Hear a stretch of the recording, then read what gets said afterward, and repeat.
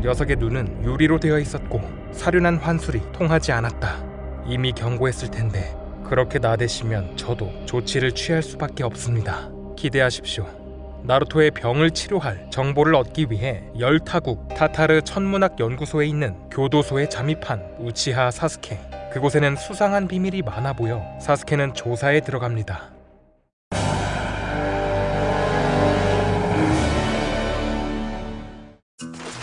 어느 때처럼 노동을 하는 타타르의 수감자들. 그러나 사스케를 대하는 간수들의 행동이 조금 달라졌습니다.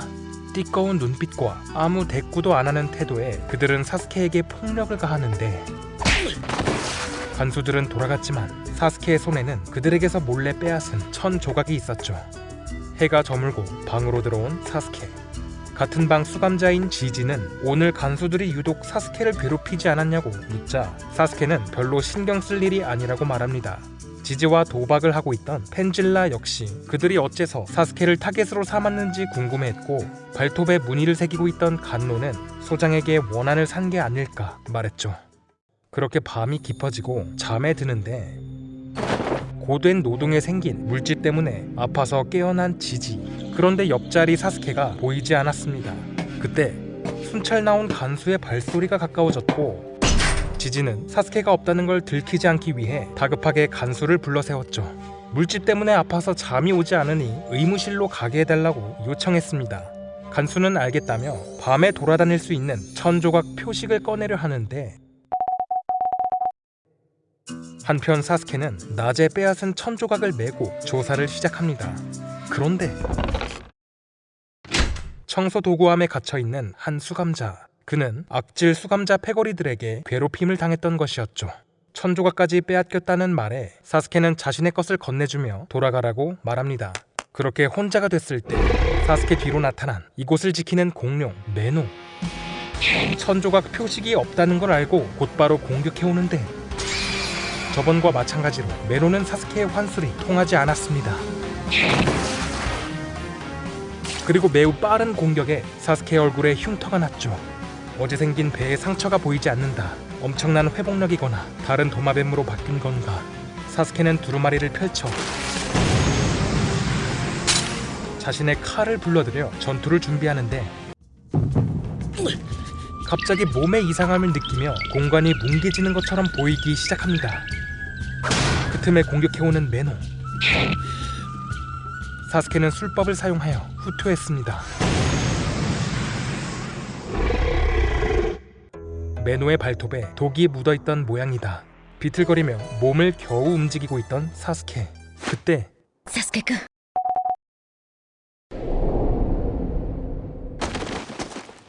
기절했던 사스케가 눈을 뜬 곳은 타타르의 의무실.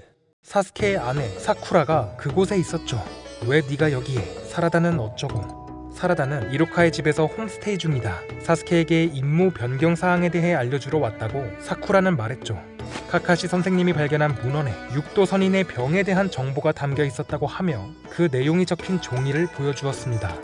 이상한 병에 걸린 육도 선인은 10타국을 지나다가 천문학자 타타르를 만났다.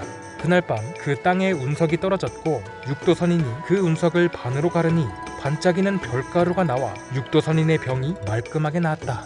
축복의 힘이 담긴 물질. 타타르는 그것을 극입자라 불렀다.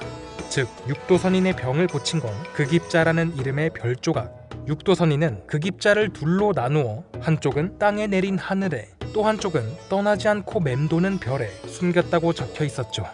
이 힘을 필요로 하는 자, 천체지도를 보아라.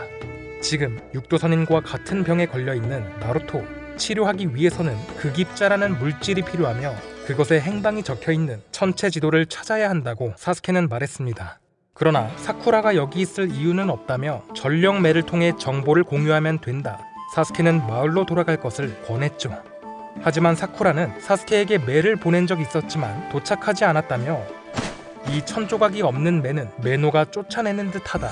사스케의 혈액 샘플을 마을로 보내겠다며 내성이 강한 사스케가 걸릴 정도면 이 땅 고유의 독일 가능성이 있다고 하는데, 그러자 사스케는 한 번 더 사쿠라에게 마을로 돌아갈 것을 권하며 이곳은 위험하다. 널 얕보는 건 아니지만 소장과 메노 등 수상해 보이는 것이 많다고 말했죠.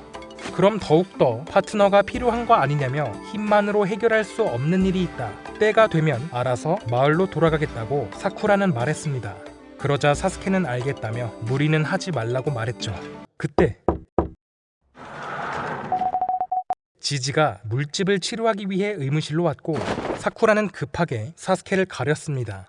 소독을 준비하는 동안 지지는 사쿠라의 분홍머리가 예쁘다며 만지려 하는데 지지를 막는 사스케.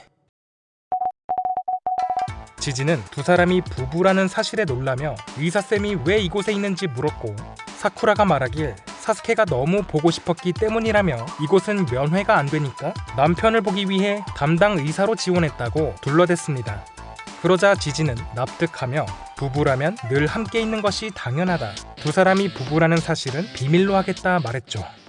다음날 사스케는 서고로 향했습니다. 그곳은 수감자들이 독서할 수 있는 공간으로 여러 책들이 보관되어 있었죠. 사스케는 사쿠라와 접선하는데 서고를 담당하는 수감자의 이름은 펜질라. 나와 같은 방을 쓰고 있다. 도박을 좋아해서 내기를 걸면 무조건 응하는 타입. 녀석이 천체 지도에 다가갈 수 있는 열쇠다.